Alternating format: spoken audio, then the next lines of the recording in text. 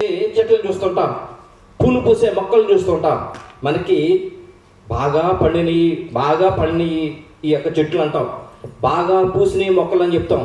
మొక్కలు కనిపిస్తుంటాయి, కొమ్మలు కనిపిస్తుంటాయి, ఆకు పూలు కనిపిస్తుంటాయి, ఆకు కాయలు కనిపిస్తుంటాయి. అయితే మొదలు కింద ఉన్న వేర్లు ఉంటాయి చూసారు, అవి మనకు కనిపించవు. అవి భూమిలో ఉన్న సారవంతానంతా తీసుకొచ్చి చెట్లు పూలు పూయడానికి, ఫలాలు అందించే చెట్లు ఫలాలు ఇవ్వడానికి చూపిస్తుంది. అది సమాధానము. దేవుని నామమున మహిమ కలుగును గాక. అది సమాధానం. ఈ సమాధానము ప్రియమైన సంగమా, మరి దేవుడిచ్చే సమాధానం. ఈ సమాధానం అనేది ప్రియమైన సంగమా, ఆ సమాధానం ఎక్కడుంటుందో ప్రేమ అక్కడ ఉంటుంది. సమాధానం ఎక్కడ ఉంటుందో సంతోషం అక్కడ ఉంటుంది. సమాధానం ఎక్కడ ఉంటుందో ఐక్యత అక్కడ ఉంటుంది. సమాధానం ఎక్కడ ఉంటుందో గొప్ప ఆనందం ఉంటుంది. దేవుని నామమున మహిమ కలుగును గాక. దేవుని నామమున మహిమ కలుగును గాక. ఈ సమాధానము క్రీస్తు పూర్వము ప్రియమైన సంగమా లోకములో ఉన్న దేశాలలో లేదు, లోకంలో ఉన్న రాష్ట్రాలలో లేదు, లోకంలో ఉన్న పట్టణాలలో లేదు, లోకంలో ఉన్న గ్రామాలలో లేదు, కుటుంబాలలో లేదు, సహోదరుల మధ్య లేదు. సమాధానం లేక ఏమండి విలవిలాడిపోతూ ఉంటే, సమాధానం లేక బాధపడుతూ ఉంటే, పరలోకం పొందిన తండ్రి భూలోకాన్ని చూసి భూలోకానికి నేను సమాధానాన్ని ఇవ్వాలని చెప్పి సమాధానకర్తగా ఆది సంభూతుడైన వారిని ఈ లోకానికి పంపించాడు. యెషయా గ్రంథము 9వ అధ్యాయము ఆ రోజును చూద్దామండి. ఏలైనగా మనకు శిశువు పుట్టెను, మనకు కుమారుడు అనుగ్రహింపబడెను, ఆయన భుజం మీద రాజ్యభారముండును. ఆశ్చర్యకరుడు, ఆలోచనకర్త, బలవంతుడైన దేవుడు, నిత్యుడగు తండ్రి, సమాధానకర్తయగు అధిపతి అని అతనికి పేరు పెట్టబడును. ఏమండి అధిపతి, సమాధానకర్తయగు అధిపతి. సమాధానానికి కర్త క్రియ ఆయనే. భూలోకానికి సమాధానం కావాలంటే ఏమండి సమాధానాధిపతి అయిన ప్రభువైన యేసుక్రీస్తు ద్వారా మాత్రమే లోకానికి రావాలి. అందుకే దేవుడు సమాధానాధిపతికు ఆయనను వాగ్దానము చేయగా, ఆ క్రీస్తు పూర్వము 700 సంవత్సరాల క్రితం వాగ్దానము చేయగా, ఇప్పటికీ 2024 సంవత్సరాల క్రితం వాగ్దానం చేయబడిన సమాధానాధిపతి ఏమండి యోదయ దేశములో ఆయన పుట్టాడు. ఆయన పుట్టినప్పుడు పరలోకమందున్న దేవదూతల సమూహము భూమి మీదకి వచ్చి వారు ఏమంటారో తెలుసా అండి? సర్వోన్నతమైన స్థలంలో దేవునికి మహిమయు, ఆయనకి ఇష్టలైన వారికి భూమి మీద సమాధానం కలుగును గాక. లూకా సువార్త 2వ అధ్యాయము 13-14 వచనాలు. వెంటనే పరలోక సైన్య సమూహము ఆ దూతతో కూడా నుండి సర్వోన్నతమైన స్థలములలో దేవునికి మహిమయు, ఆయనకి ఇష్టలైన మనుషులకు భూమి మీద సమాధానము కలుగును గాక అని స్తోత్రము చేయుచుండెను. దేవుని నామమున మహిమ కలుగును గాక. ఏ సమాధానకర్త ఆది సంభూతుడిగా ఉండి, ఏ సమాధానకర్త సమస్తాన్ని నిర్వహిస్తూ ఉన్నాడో, ఆది సంభూతుడైన ఆ యొక్క సమాధానకర్తను దేవుడు భూమి మీదకి ఆయన పంపించి ఉన్నాడు. ఆ సమాధానకర్త గురించి యోహాను సువార్తలో ఏమండి 1వ అధ్యాయము చూడండి 2వ వచనంలో ఏమని చెబుతూ ఉన్నారు చూడండి. ఆయన ఆది యందు దేవుని యొద్ద ఉండెను, సమస్తము ఆయన మూలముగా కలిగెను. సరిపోతున్నది. కలిగి ఉన్నది ఏది ఆయన లేకుండా కలగలేదు. దేవుడి స్తోత్రం కలుగును గాక. సమస్తాన్ని నడిపిస్తున్న ఆది సంభూతుడైన ఆయనను తండ్రి అనే దేవుడు సమాధానకర్తగా ఈ లోకానికి పంపిస్తే, ఆయన ఈ లోకానికి వచ్చి ఇప్పటికి 2000 సంవత్సరాల క్రితం ఈ లోకానికి వచ్చి ఆయన 12 మంది శిష్యులను ఏర్పాటు చేసుకుని ఆయన యూదయ, సమరయ, దెకపోలి, యెరూషలేము అక్కడున్న దేశాలలో, పట్టణాల్లో, పల్లెల్లో, ఊరిలో ఆయన వేల కిలోమీటర్ల దూరం కాలినడకను నడుస్తూ ఏమండి పరలోక రాజ్య సమాధాన సువార్తను ఆయన ప్రకటించి ఆయన వచ్చిన పనిని ఏమండి సమస్తము సంపూర్తి చేసి ఆయన దేవుని యొక్క లేఖనాల ప్రకారము పూర్వకాలం ముందే, క్రీస్తు పూర్వకాలం ముందే, ఆయన రాకముందే ప్రాప్తుల ద్వారా ఆయన గురించి చెప్పబడిన మాట ప్రకారము ఆయన శ్రమపడి శ్రమపడి సిలువ వేయబడి చనిపోయి సమాధి చేయబడి 3వ దినాన మృత్యుంజయుడై లేగుతాడని చెప్పిన మాటను ప్రకారము ఆయన గడిచిన నెల 20వ తారీఖు ఈస్టర్ దినాన్ని 3వ దినాన్ని ఆయన తిరిగి లేచాడు. ఆ రోజు మనం పండుగ చేసుకున్నాం. అవునా కదంటారా? దేవుడికి స్తోత్రం కలుగుగాక. మరణము ఆయనను బంధించి ఉంచుట అసాధ్యము. జీవాధిపతిని అడ్డుకొనుట ఎవరికి సాధ్యము? మరణపు ముళ్ళు విరిచి ఆయన జీవాధిపతిగా, మృత్యుంజయుడిగా ఈస్టర్ రోజున లేస్తే మనమందరం కూడా ఆ పండుగను ఎంతో ఆనందంగా గడుపుకున్నాం ప్రియమైన సంగమా. అయితే ప్రభు లేచిన తర్వాత ఈ లోకములో ఉండేదేంటి? ఆయన మహామహిమను సర్వాన్ని విడిచిపెట్టి భూమి మీదకి వచ్చిన ఆయన ఎంతకాలం ఉంటాడండి ప్రియమైన సంగమా? ఆయన వచ్చిన ఆయన ఏం చేశాడు? ఆయన తిరిగి లేచిన ఆయన ఏం చేశాడు? ఆయన చెప్పాలి. ఆయన ఈస్టర్ రోజు లేచిన తర్వాత ఏం చేశాడండి? మనం ఏం చెప్తామండి ఆయన తిరిగి లేచిన తర్వాత? అపోస్తుల శ్వాస ప్రామంలో ఏమి రాయబడి ఉంది చూడండి. ఏమి రాయబడి ఉంది? ఈయన పరిశుద్ధాత్మ వలన గర్భము ధరింపబడి కన్యైన మరికి పుట్టి పొంతు పిలాతు అధికారము కింద శ్రమపడి సిలువ వేయబడి చనిపోయి సమాధి చేయబడిననియు అదృశ్యలోకంలోకి దిగిననియు చనిపోయిన వారిలో నుండి 3వ దినమున లేచి పరలోకములకు ఎక్కి సర్వశక్తి గల తండ్రి కుడి చేతి వైపున కూర్చొని ఉన్నాడని నమ్ముచున్నాను.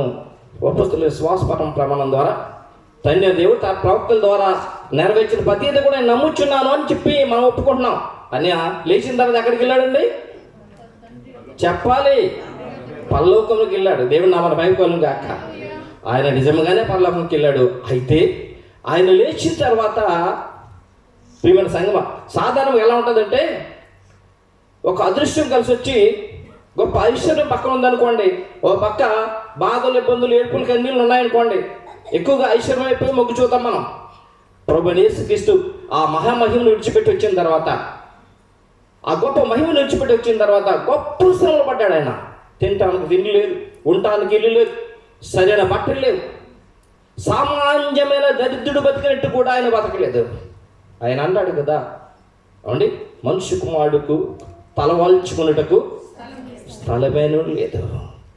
అలాంటి ప్రభు వెంటనే వెళ్ళిపోలేదండి. వెంటనే పరలోకంలోకి వెళ్ళలేదు. వెంటనే ఆయన 40 దినాలు ఉండిపోయాడు ఈ లోకంలోనే. 40 దినాలు ఈ లోకంలో ఉండిపోయాడు. ఎందుకో తెలుసండి? సమాధానకర్తను సిలువేసినప్పుడు రోమవారు శిష్యులందరూ ఏం చేశారు? పారిపోయారు. వాళ్ళ హృదయంలో గలుబలి, అయ్యో ఈయన రాజుగా ఉంటాడు అనుకున్నామే, ఈయన్నే రోపాసం చంపేశారు, మా బ్రతుకేమి కావని చెప్పి వారందరూ కూడా పారిపోయారు, విడిచిపెట్టిపోయారు, కలవరపడ్డారు, పారిపోయారు. ప్రియమైన సంగమా, సమాధానకర్తగా ఎక్కడికి వచ్చాడైనా? యూదా దేశానికి వచ్చాడు. యూదా దేశానికి మాత్రమే సమాధానమా? ప్రపంచంలో 195 దేశాలు ఉన్నాయి ఈ రోజుకి. 195 దేశాల్లో ఒక దేశానికే సమాధానమా? మిగతా దేశానికి సమాధానం వద్దా? ప్రభువైన యేసుక్రీస్తు వారు లోకంలో ఉన్న ప్రతి ఒక్కరిని ఎంతో గొప్పగా ప్రేమిస్తున్నాడు. అందుకని ఆయన తిరిగి తన శిష్యులందరినీ కూడా సమాధానపరచడానికి, సమాధాన సువార్త ప్రపంచంలో ఉన్న ప్రతి ఒక్కరికి కూడా వారి ద్వారా పంపించడానికి 40 దినాలు ఈ లోకంలో ఉండిపోయాను. ఆదివారం తెల్లవారుజామున స్త్రీలు ప్రభువైన యేసుక్రీస్తు వారికి సమాధి చూడటానికి సుగంధ ద్రవ్యాలు పట్టుకుని వెళ్ళారు. లూకా సువార్తలో, యోహాను సువార్తలో రాయబడి ఉంది. వెళ్ళినప్పటికీ ఆయన సమాధి పక్కకి తీయబడి ఉంది. సమాధి ఖాళీగా ఉంది. లోపలికి చూస్తారు, సమాధి ఖాళీగా ఉంది. ఏం జరుగుతుందో అర్థం కాదు. ఆ సమయంలో 2 దేవదూతలు, మెరుపులాగా ఉండే 2 దేవదూతలు కనిపిస్తుండగా వారిని చూసి మొఖాలంట నేల మీద పెట్టుకున్నారట. ప్రియమైన సంగమా, లూకా సువార్త 24వ అధ్యాయం మొదటి 2 వచనాలు ఈ విషయాలు రాయబడి ఉన్నాయి. ఆదివారం తెల్లవారు స్త్రీలు తాము సిద్ధపరిచిన సుగంధ ద్రవ్యములను తీసుకొని సమాధి ఎదుకు వచ్చి సమాధి ముందర ఉండిన రాయి దొర్లింపబడి ఉండుట చూచి లోపలికి వెళ్ళిరి గాని ప్రభువైన యేసు దేహము వారికి కనబడలేదు. ఇందుని గురించి వారికి ఏమి తోచక ఉండగా ప్రకాశమానమైన వస్త్రములు ధరించిన 2 మనుషులు వారి యొద్ద నిలబడిరి. వారు భయపడి ముఖములు నేల మోపి ఉండగా, మీరు సజీవుడైన వానిని మీరెందుకు మృతులలో వెతుకుచున్నారు? ఆయన ఇక్కడ లేడు, ఆయన లేచి ఉన్నాడు. ఆయన ఇంకా గలిలయ ఉండినప్పుడు మనిషి కుమారుడు పాపిష్టులైన మనుషుల చేతికి అప్పగింపబడి సిలువ వేయబడి 3వ దినమందు లేవలసి ఉన్నదని ఆయన మీతో చెప్పిన మాటను జ్ఞాపకం చేసుకొనుడని వారితో అనిరి. అప్పుడు వారు ఆయన మాటలు జ్ఞాపకం చేసుకుని సమాధి యొద్ద నుండి తిరిగి వెళ్ళి ఈ సంగతులని 11 శిష్యులకును తక్కిన వారికి తెలియజేసేది సరిపోతుందండి.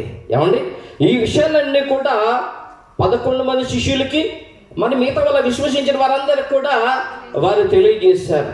ప్రియమైన సంగమా, అలాగ తెలియజేసినప్పుడు ప్రభువైన యేసుక్రీస్తు ఆయనను సిలువేసిన తర్వాత, సమాధులు పెట్టిన తర్వాత ఆ యొక్క రోమా సైన్యం మమ్మల్ని ఇక్కడ చంపేస్తారేమో అని చెప్పి ఆ 11 మంది కూడా దాక్కుని ఉన్నారు.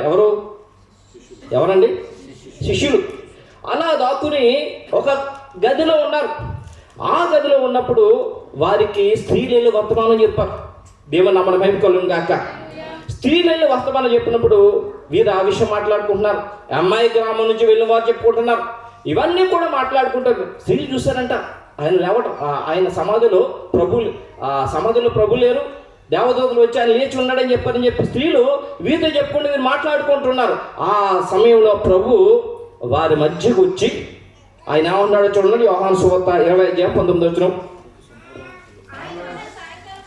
ఆదివారం సాయంకాలం శిష్యులు యూదులకు భయపడి తాము కూడి ఉన్న ఇంటి తలుపులు మూసి ఉండగా యేసు వచ్చి మధ్యన నిలిచి మీకు సమాధానము కలుగును గాక అన్నాడు. దేవుని నామమున మహిమ కలుగును గాక. ఎందుకంటే వారి హృదయం కలవరంతో ఉన్నాయి. ఏంటి ఇలా జరిగింది? ఆయన రాజుగా ఉంటాడు అనుకున్నాం. రాజు ఉండడం కాకుండా ఆయన చనిపోయాడు, శ్రమ పట్టుబడ్డాడు, సమాధి చేయబడ్డాడు. ఏంటి ఇలా జరిగిందని కలవరంతో ఉన్నారు. కలవరంతో ఉన్న వారిని సమాధానపరచడానికి వారి మధ్యకి ప్రభు వచ్చి ఉన్నారు. చూడండి లూకా 24:30 చూడండి. వారు ఇలాగ మాట్లాడుచుండగా ఆయన వారి మధ్యన నిలిచి మీకు సమాధానము కలుగును కాకని వారితో అనెను. అయితే వారు దిగులు పడి భయక్రాంతులై భూతము తమకు కనబడిందని తలంచి అప్పుడు ఆయన మీరెందుకు కలవరపడుచున్నారు? మీ హృదయములు సందేహములు పుట్టిన ఎలా సరిపోతుందండి. ఎందుకు కలవరపడుచున్నారు? ఎందుకు దిగులు పడుచున్నారు అని చెప్పి, భూతము నాకులాగా ఎముకలు రక్తం ఉండవని చెప్పి అనేక సాక్ష్యాలు చూపించి మీ దగ్గర ఏమన్నా ఆహారం ఉందా ఇవ్వండి అని చెప్పి తిని, అద్భుతమైన దేవుని కృప. ఆయన లేచిన తర్వాత ఏ శరీరంతో సిలువేయబడ్డాడో అదే శరీరంతో తిరిగి మళ్ళా లేపబడ్డాడు. దేవుని నామమున మహిమ కలుగును గాక. అదే శరీరముతో తలుపులు మూసివేయబడి ఉండగా వారి మధ్యకు వచ్చాడు. దేవుని నామమున మహిమ కలుగును గాక. ప్రభుని విశ్వసించిన మనం అందరం కూడా ప్రభు వచ్చే కాలానికి కనుక మనం జీవించి ఉంటే మన యొక్క ఈ శరీరాలు మహిమ శరీరంగా మార్చబడతాయి. దేవుని నామమున మహిమ కలుగును గాక. అవండి ఆయన అన్నాడు ఎందుకు కలవరపడతారు అని చెప్పి వారందరినీ కూడా ధైర్యపరిచిన తర్వాత వారందరూ సమాధానం కలిగి ఉన్నారు. ఎప్పుడైతే ప్రభువుని సమాధానపరిచారో వారి ఉదయంలో దిగులుపోయింది, ఆనందం కలిగి ఉంది. ప్రియమైన విషయం దేవుని పిల్లల ఈ విషయాలన్నీ కూడా అపోస్తుల కార్యంలో 1వ అధ్యాయం 1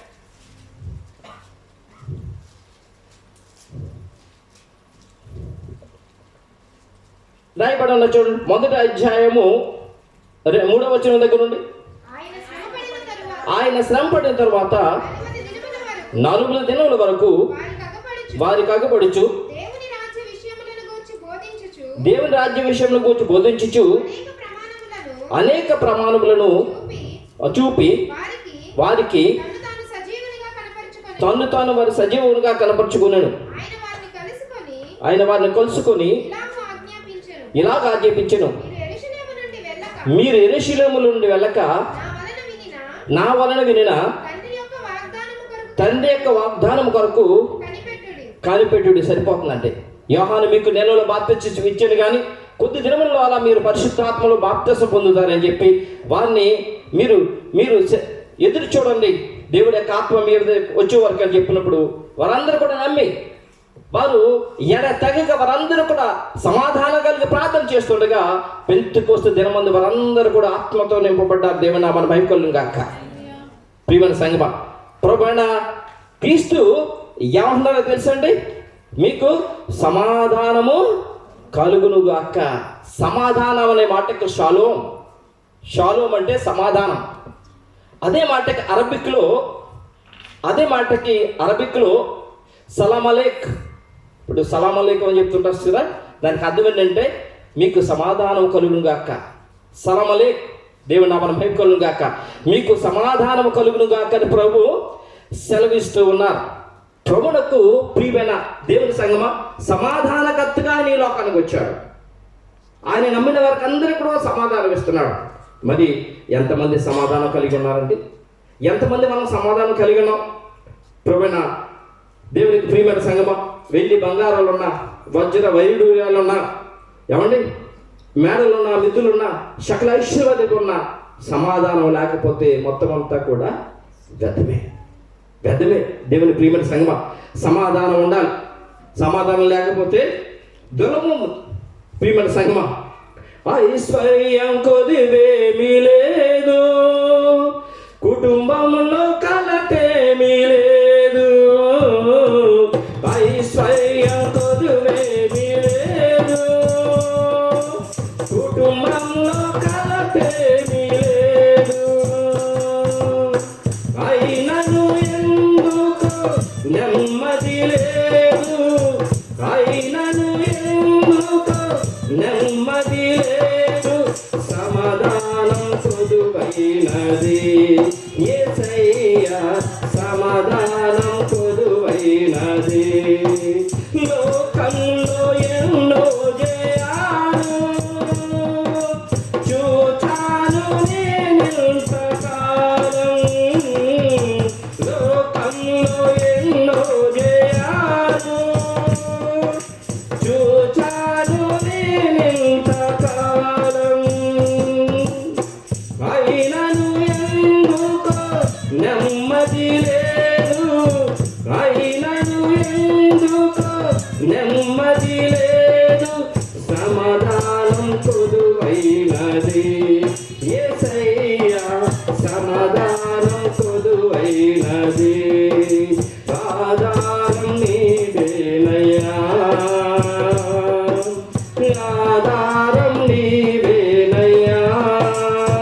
కాలము మారినా, కష్టాలు తీరినా, కారణం నీవేనయ్యా యేసయ్యా, కారణం నీవేనయ్యా. హల్లెలూయా. ఎన్నున్నా సమాధానం లేకపోతే ప్రియమైన సంగమా ఏ ఉపయోగం లేదు. ప్రభువైన యేసుక్రీస్తు ఏమండి, ప్రభువైన యేసుక్రీస్తు శిష్యుల మధ్యకు వచ్చి మీకు సమాధానం కలుగును గాక అని చెప్పినప్పుడు 10 మంది శిష్యులు ఉన్నారు, ఒక శిష్యుడు లేడు. ఆ తర్వాత వచ్చాడు ఆ శిష్యుడు. ఆ తర్వాత వచ్చినప్పుడు 10 మంది శిష్యులు కూడా ఏమని చెప్తారంటే, ప్రభువైన యేసుక్రీస్తు వచ్చారు, మాకు కనిపించారు, మొదట మేము భయపడ్డాం, కానీ ఆయన అన్ని సాక్ష్యాలు చూపించారు, ఆయన నిజముగా లేచి ఉన్నాడని చెప్పి వారందరూ ఆనందపడుతూ చెప్తుంటే ఆయన ఏమంటాడంటే తెలుసండి, నేను అస్సలే నమ్మను. ఏమంటాడండి? నేను అసలే నమ్మను. ఆయన గాయాల్లో వేలు పెట్టి చూస్తే కానీ నేను నమ్మను అన్నాడు. యోహాను సువార్త 20:24 చూడండి. యేసు వచ్చినప్పుడు 12 మందిలో ఒకడైన దీర్మ అనబడిన తోమ వారితో లేకపోయిన కనుక తక్కిన శిష్యులు మేము ప్రభుని చూస్తామని అతనితో చెప్పగా, అతడు నేను ఆయన చేతిలో మేకుల గుర్తును చూచి నా వేలు ఆ మేకుల గుర్తులో పెట్టి నా చెయ్యి ఆయన పక్కలో ఉంచితేనే గాని నమ్మనని వారితో చెప్పాను. అపనమ్మకము, అవిశ్వాసం. ప్రియమైన సంఘం, ఈ అవిశ్వాసం చాలా ప్రమాదం. ఎన్ని ఆగలకు వచ్చిన ఉపవాసాలు చేసినా అవిశ్వాసం ఉంటే ఏ ఉపయోగం లేదు. అవిశ్వాసం ఆశీర్వాదాన్ని పోగొడుతుంది. అవిశ్వాసం హృదయంలో గర్వం తీసుకొస్తుంది. సహోదరికి సహోదరుడు ప్రియతలు చెప్పాలంటే ఈగో, పలకరించాలంటే ఈగో, ప్రేమించాలంటే ఈగో. ప్రియమైన సంగమా, అవునండి, అవిశ్వాసం. నేనంటున్న మాటలే కాదు, ప్రభువుని యేసుక్రీస్తు గద్దిస్తూ అవిశ్వాసాన్ని అడుగుతున్నారు ప్రభు. శిష్యులందరూ చెబుతుంటే వెంటలేదు. ప్రభువుకు ప్రియమైన దేవుని సంగమా, అవిశ్వాసం అనేది మనసులో ఉంటే అంటే దేవుని కృపను పోగొట్టుకుంటాం. దేవుని కృపను, దేవుని ఐశ్వర్యాన్ని మనం పోగొట్టుకుంటాం. దేవుని ప్రియమైన సంగమా, బుద్ధియు జ్ఞానం యొక్క సర్వ సంపదలు ఎవరి వద్ద ఉన్నవి? ఆయన ఎందుకు ప్రభువుని యేసుక్రీస్తుని అందున్నవి. ఆ సర్వ సంపదలన్నీ కూడా నువ్వు నేను పొందుకోవాలంటే విశ్వాసం కలిగి ఉండాలి, సమాధానం కలిగి ఉండాలి, ప్రేమ కలిగి ఉండాలి. దేవుని నామమున మహిమ కలుగును గాక. ఈ తోమ నేను నమ్మనన్నాడు. ప్రియమైన సంగమా, అయితే అద్భుత కార్యం దేవుడు చేశాడు. దేవుడు ఎవరిని విడిచిపెట్టడండి. ఆయన 40 రోజులు ఉన్నది ఎందుకో తెలుసా అండి? ఆ 11 మంది తర్వాత 12 మంది శిష్యుల్ని కూడా లోకంలో ఉన్న ఆ 195 దేశాలలో ప్రభు యొక్క సమాధాన సువార్త అందించడానికి, వారిని బలపరచడానికి మహిమను సహితం విడిచిపెట్టుకుని ఉండిపోయారు. దేవుని నామమున మహిమ కలుగును గాక. ఏ తోమనైతే ప్రభు గద్దిస్తూ ఉన్నాడు. ఆయన చూడండి, ప్రభు యేసుక్రీస్తు గద్దిస్తూ ఉంటూ మాట్లాడుతున్న మాటలు. తర్వాత వచ్చిన 8 దినములైన తర్వాత 20వ వచనం అండి. 8 దినములైన తర్వాత ఆయన శిష్యులు మరల లోపల ఉన్నప్పుడు తోమ వారితో కూడా ఉండెను. తలుపు మూయబడి ఉండగా యేసు వచ్చి మధ్యన నిలిచి మీకు సమాధానం కలుగును గాక నేను. తర్వాత తోమ చూసి, నీ వేలిటి చాచి నా చేతులు చూడుము, నీ చేయి చాచి నా ప్రక్కన ఉంచి అవిశ్వాసము కాక విశ్వాసమై ఉండుము అని ప్రభు అన్నాడు. చూసి నమ్మిన కారు ఉంటే చూడక నమ్మిన వారు ధన్యులు. నా పక్కన వేలు ఉంచుతా. తోమ గనక ఆ రోజును ప్రభు బలపరచకపోతే ఈ రోజు ఈ బైబిల్ మనం పట్టుకోలేము. మేము ముగ్గురు కూడా దోషులుగా ఉండలేము, వీరు విశ్వాసులుగా ఉండలేము. తోమ మన దేశానికి వచ్చాడు. తోమ ద్వారానే మనకి సమాధాన రక్షణ సువార్త అందించబడ్డ దేవుని నామమున మహిమ కలుగును గాక. ఆ 4 రోజుల్లో దేవుడు చేసిన గొప్ప కార్యం. ప్రియమైన సంగమా, తోమ ద్వారానే ఈ ప్రభు అంటున్నారు కదా, ఈ నీ చెయ్యి నా పక్కన ఉంచు అని చెప్పన్నాడు. ప్రేమ గాయాలను చూపిస్తున్నాడు. ఆయన యొక్క ప్రేమ గాయాలు, ఆయన ప్రేమతో ఆయన ప్రేమ గుర్తును చూపిస్తున్నాడు. ప్రేమకు గుర్తుగా ప్రియమైన సంగమా, అనగా ఆయన ప్రేమతో గాయాల ద్వారా కాచిన రక్తము ఇదిగో ఇక్కడ సిద్ధంగా ఉన్నది. ఆయన నిన్ను నన్ను ప్రేమించి, ప్రపంచ మానవాళ్ళు ప్రేమించి మన కొరకు నలుగుగొట్టబడిన శరీరము ఇదిగో అక్కడ సాదృశ్యంగా ఉన్నది. ప్రేమ గుర్తులు చూపిస్తున్నాడు ఆయన తన శిష్యుని కట్టి. విశ్వాసంలో గొప్పవారే ఉండటానికి, విశ్వాసంలో గొప్పవారుగా ఎదగడానికి ప్రేమ గుర్తులు చూపిస్తూ ఉన్నాడు ఆయన. అంటే ప్రియమైన సంగమా, కాబట్టి విశ్వాసము చాలా ప్రాముఖ్యమైనది. ఏమండి, విశ్వాసం చాలా ప్రాముఖ్యమైనది. ఎవరు ఎంతమంది ఏమి చెప్పినా కూడా ప్రభు చెప్పిన విశ్వాసం, ప్రభుని నమ్మగలిగిన ఉన్నట్లయితే సమాధానం నీవంతో అవుతుంది. నువ్వు సమాధానవంతుడిగా, సమాధాన స్త్రీగా, సమాధాన పురుషుగా ఉన్నట్లయితే సంతోషం, ఆనందం నీ దగ్గర నుంచి ఎవరు కూడా దొంగిలించలేరు. అందుకే దేవుడు తన యొక్క సమాధానకర్తని లోకాన్ని పంపించాడు. సర్వోన్నతమైన స్థానంలో దేవుని మహిమయానికి ఇష్టలైన వారికి భూమి మీద సమాధానం కలుగును గాక. కీర్తనకారుడు ప్రవచనం ఏమన్నాడు? ప్రవచనం ప్రవచిస్తూ నిర్దోషులను కనిపెట్టము. సమయం లేదని తొందరగా చెప్పేస్తున్నాను. కీర్తన 37:37 నిర్దోషులను కనిపెట్టము, యథార్థవంతులు చూడము, సమాధాన పరచువారి సంతతి నిల్చుడు గాని ఒక్కడైనను నిలవకుండా అపరాధులు నశించురు. అప్పుడప్పుడు చెప్తాం, పేరు లేకుండా వెళ్ళిపోయారండి, పేరు కూడా సంపాదించుకోలేదండి అని అప్పుడప్పుడు అంటూ ఉంటాం. ఏం చేశారంటే వారి విశ్వాసాన్ని పోగొట్టుకున్నారు. చాలా కాలం నుంచి ఉంటారు కానీ చివరి వచ్చినప్పటికీ వారు కనిపించరు. చూడండి, పెళ్ళికెత్తు సంఘం పూజారు ఏర్పడిన తర్వాత ఎంతమంది పూర్వంలో ఉన్నారు, మధ్యలో కొంతమంది వెళ్ళిపోయారు. ఏమీ లేదు, సమాధానం లేదు. సమాధానం లేదు ప్రియమైన సంగమా. అందుకని ప్రభుయేసుక్రీస్తు సువార్త ప్రకటిస్తున్న సమయం మత్తయి సువార్త 5:9 ఏమంటాడో తెలుసా? సమాధానపరచు వారు ధన్యులు, వారు దేవుని కుమారులు అనబడదు. దేవుని నామమున మహిమ కలుగుగాక. దేవుని కుమారులు సమాధానం కలిగి ఉంటారు, ప్రేమ కలిగి ఉంటారు. సమాధానం పక్కన ప్రేమ, సంతోషం ఉంది. సమాధానం కలిగితే ప్రేమ ఉంటుంది, సమాధానం కలిగితే ఐక్యత ఉంటుంది, సమాధానం కలిగితే క్షమాపణ ఉంటుంది. ఆలోచించండి. సమాధానకర్తగా ఈ లోకానికి వచ్చి మనకు సమాధానం ఇచ్చి వెళ్ళాడు. ఆ సమాధానం మనం కాపాడుకుంటున్నాం ఆ ప్రియమైన సంగమా.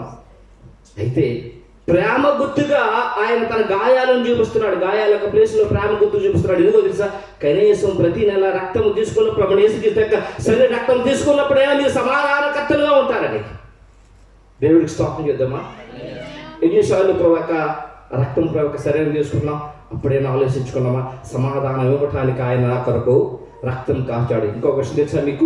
భూమి మీద సమాధానమే కాదు, భూమి మీద ఉన్న వారందరినీ కూడా పరలోకమందున్న తండ్రితో సమాధానపరచడానికి ఆయన తన శరీరాన్ని నలగొట్టుకున్నాడు. నీ పాపం నా పాపం కొరకు ఆయన తన ప్రాణాన్ని పెట్టి రక్తము చిందించాడు. నీ పాపము నా పాపం కొరకు మధ్యవర్తిగా ఉండి భూలోకంలో ఉన్న మనల్ని పరలోకమందున్న తండ్రికి సమాధానకర్తగా సంధి చేశాడు. చూడండి, కొలసీలు రాసే పత్రిక పౌలుగా తెలియజేస్తున్నాను. నేను ముగించేస్తాను. కొలసీలు రాసిన మొదటి పత్రిక 1వ అధ్యాయము 19-20 వచనాలు. ఆయన యందు సర్వ సంపూర్ణత నివసింపబలననియు ఆయన శిలువ రక్తము చేత సంధి చేసి ఆయన ద్వారా సమస్తమును అవి భూలోకమందైనను పరలోకమందున్నవైనను వాటన్నిటిని ఆయన ద్వారా తనతో సమాధానపరచుకొనవలెనని తండ్రి అభిష్టమైన దేవుని నామమున మహిమ కలుగును గాక. భూలోకమందున్న ప్రపంచంలో ప్రతి ఒక్కరు, పరలోకమందున్న వారందరూ కూడా ప్రభువైన యేసుక్రీస్తు రక్తము ద్వారా తండ్రికి సమీపముగా ఉండటానికి, వారితో ప్రభు తండ్రితో పాటు సహవాసం చేయడానికి ఆయన రక్తం కాచాడంట. ఆయన రక్తం ద్వారా సంధి చేశాడంట. 2 రాజ్యాలు యుద్ధం చేస్తున్నప్పుడు మధ్యలో సంధి కోసం పంపిస్తుంటారు. అయ్యో నువ్వు మేము బలహీనము, మేము యుద్ధం చేయలేము, మా దేశంలో మొత్తం అంతా నాశనం అయిపోతుంది, కాబట్టి దయచేసి మమ్మల్ని సంపొద్దని సంధి చేస్తారు. పాపానికి మరణానికి దాస్యులమైన మనల్ని ఆ యొక్క నరకములోకి త్రోసివేయక పరలోకమందున తండ్రి దగ్గర ఆ మహిమలో కూర్చుని పెట్టడానికి ఆయన రక్తం ద్వారా తండ్రితో సంధి చేశాడు. ఆయన దేవుని నామమున మహిమ కలుగును గాక. ఆ రక్తము సిద్ధంగా ఉందండి, తీసుకుందాం, సమాధానంతో ఉందాం, సమాధానకర్త దేవుని జ్ఞాపకం చేసుకుందాం. నమ్మకమైన సాక్షి మృతుల నుండి ఆది సంబుద్ధుడిగా లేచిన వాడును భూపతులకు అధిపతి అయిన యేసుక్రీస్తు నుండి కృపయు సమాధానము కలుగును గాక. ఆమేన్. దేవుని నామమున మహిమ కలుగును గాక.